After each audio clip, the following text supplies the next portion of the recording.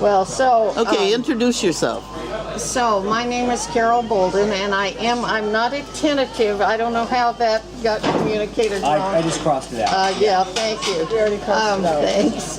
I am running for the 42nd Assembly District, which most of us here are in, I think. Not Elise, and I don't know if you guys are or not. Desert Hot Springs. Desert Hot I Springs. I think our state's in here. Chad Mays. No, that you're Assembly person. Assemblyman. Oh. Eduardo Garcia is our Yeah, assemblyman. it's so. What's that? The border. Eduardo Garcia. Oh. So that's not your district. No, and it's kind of gerrymandered. It's a very strange looking district. It's huge. Who are you running against? I'm Mays. Chad Mays, Mays. a Republican. Yeah, I was thinking of Jeff. Is there a Dem running for that position? I don't know, but there was, Raul Ruiz's chief of staff, Greg Rodriguez, ran last time, Right. and he made. I don't know, he got about 42% of the vote or something, but against about 59% for Chad Mays. But Chad Mays is under the gun with the Republican Party right now, interestingly enough, because he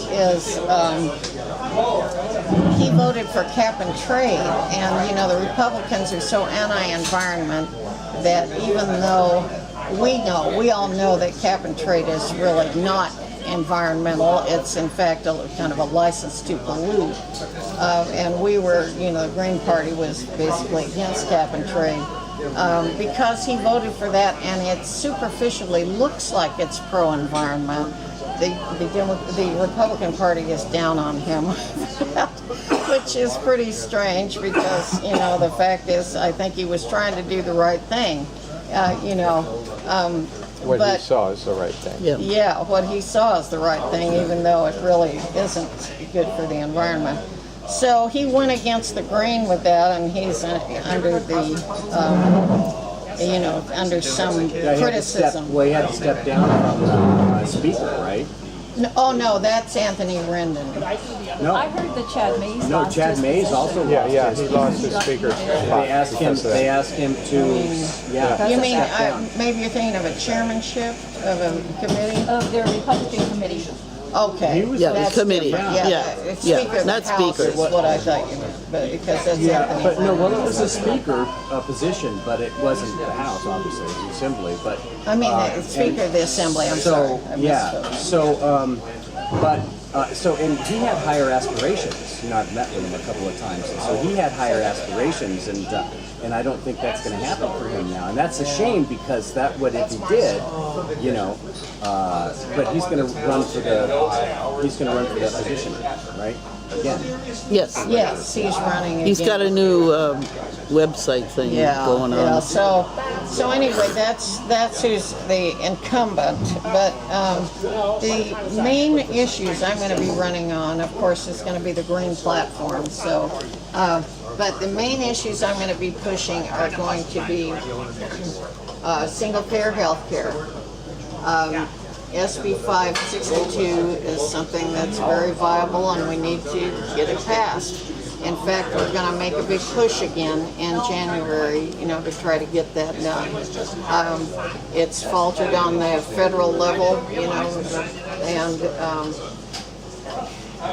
but we're going. And in fact, the Medicare for All bill that Bernie Sanders has some problems in it. So SB 562 is we have a good shot at that, but we have to get more people in that are going to actually vote for that, and we have to get a governor in that's going to be supportive of it. This is a Democratic proposition, isn't it? It's The bill, yeah. It was introduced by Representative Laura, I'm sorry, Assemblyman Laura, and I forget the woman's name that co-introduced it with him. They co-sponsored it. But anyway, yeah, it has a lot of ostensible support, people giving it lip service, including Rendon, who's the Speaker of the Assembly. But he shelved it, of course, in the Rules Committee earlier this year, and that's where it's staying until next year. So when they have a new legislative session. But that's going to be one of my top issues. Another big issue is I want to see us ban fracking in the state of California. We've got to do this because, you know, we've got to protect our water. Our water is our most precious resource, you know, and now especially... And you know what's going up the Central Valley, right? What? You know that, have you heard of produced water? Oh yeah, you mean that all these corporations that are buying, stealing our water and then selling it back? Well, no, to not that. This is on the fracking. Okay. So they're putting fresh water, right? Fracking. They're putting, you know, from the aquifers or from wherever. They're using that to you know, to drill. Yeah. And then putting the polluted water chemicals. Well, the back chemicals. There's lots of chemicals. And then when they're done with that water, what they're doing with it, they're calling it produced water. And so they're you know, treating it, and then they're watering the crops with it. Yeah. So With that toxic I water. love that. Yeah. I love that that's on the platform. Yeah. Okay, good. Yeah. That I think, you know, it's time that we step up. I mean, New York has banned fracking. Why in the heck are we not, you know, banning fracking? Because we have Yes. a corporate Democrat. Right, that's right. That's exactly right. So, and you know, this is, I'll just as an aside say, you know, this is what happens to so-called progressive Democrats. You know, people argue, oh, well, you know, if we get a bunch of progressive Democrats in there, things will change. But all you have to do is look at the trajectory of Jerry Brown's career to see what happens to a progressive Democrat in the Democratic Party. Right? Yeah. Yeah, I mean, he was so progressive. In fact, the first time around, he was so ethical, he wouldn't even live in the governor's mansion. Right. Some of us remember that. Sure. And you know, he started that group. You know, David Cobb has this very good presentation that he gives on all these people. You know, what happened to all these progressives in the Democratic Party, Jerry Brown being one of them. He started that group, Democracy for America, that nobody even hears of now. People like Dennis Kucinich started PDA. Then, you know, Bernie Sanders started, started with, way back, you know, with, oh God, help me out, the African-American guy that ran in '68. Jackson? Jesse Jackson. He started the Rainbow Coalition. You know, and then now we have Bernie Sanders with Our Revolution.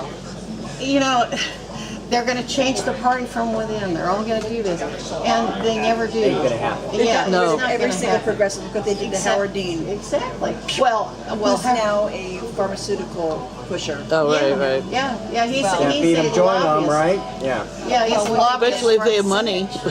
Yeah, Well, he's a lobbyist Oh, for the Dennis, insurance industry. Yes, what I say is what happens to them if they can't corrupt them. What's Kucinich now? non-entity. He just Right. got run out of the party. Yeah, we know about that, but you don't know what he's doing now. Not necessarily a lobbyist. no, yeah. he- I No, think he he's- would make a great representative of the Green Party. Yes, he would. I me asked too. him once. Me too. Did you? Yeah. He stayed wanted to true work to his from within. progressive values, actually, Bob, Yes. is the answer to that. And that's why I got run out of the party. And this is what I say, you know, they either corrupt them, and if they can't do that, they either